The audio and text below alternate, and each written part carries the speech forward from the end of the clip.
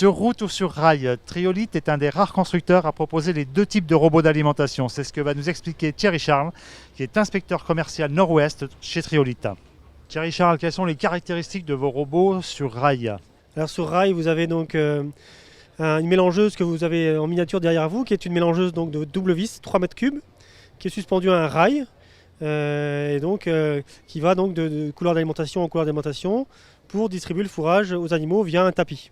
Alors quelle infrastructure ça nécessite, un système sur rail? Eh ben, il faut du coup un rail qui soit suspendu à une charpente, ou qui ait en tout cas une armature pour supporter ce rail partout où on souhaite faire circuler la mélangeuse. Ce système-là, il est bien sur les bâtiments neufs ou il peut trouver sa place sur des bâtiments existants?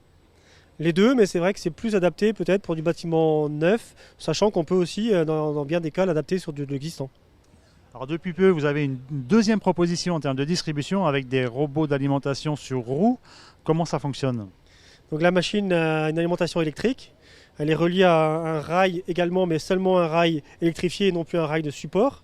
Et ce rail-là donc alimente la machine en continu pour avoir une puissance suffisante.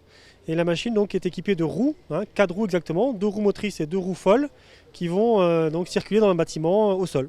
Et comment elle se guide? Via ce rail justement électrifié. Selon vous, quelle sera la formule qui va s'imposer dans le temps entre le rail et la route? Pas facile à définir, je pense qu'on aura les deux assez facilement. On le voit aujourd'hui dans nos demandes, c'est assez partagé.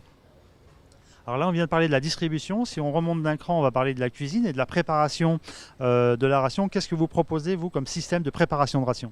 Alors pour alimenter la mélangeuse, donc double vis 3 mètres cubes du Triomatic, on a 3 systèmes. Soit ce qu'on appelle le T20, c'est la mélangeuse en poste fixe alimentée par des moteurs électriques.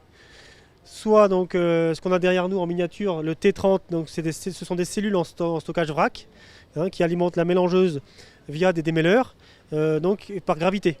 Et le dernier modèle, c'est ce qu'on appelle le T40. Donc là, on se base sur l'alimentation des cuisines via des cubes qu'on forme avec notre décileuse cube. Ça alimente donc on refait en fait un silo, si vous voulez. L'intérêt de ce système-là, c'est qu'on peut stocker le fourrage pour plusieurs jours, parce que par définition, le cube ne se détasse pas. À quel type d'exploitation s'adresse le robot d'alimentation?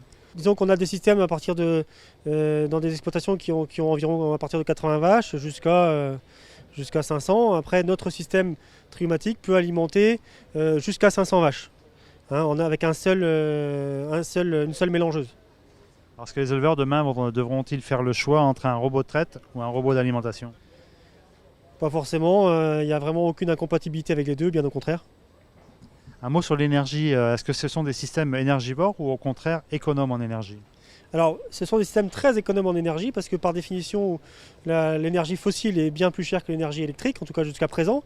Donc il n'y a vraiment aucune comparaison en termes de consommation. Est-ce que le robot améliore les performances des animaux?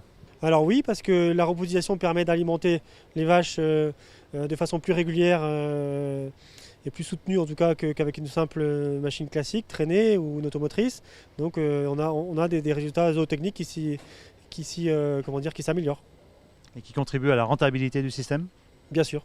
Est-ce que vous êtes capable de nous donner un ordre de grandeur d'investissement à la fois pour un robot sur rail et pour un robot sur roue? C'est pas évident parce qu'on a beaucoup de systèmes, mais on va dire il faut compter entre 120 000 et après 250 000 peut-être ou 300 000 en fonction c'est aussi beaucoup en fonction du système qu'on choisit et puis des bâtiments. Thierry Charles, je vous remercie. Merci.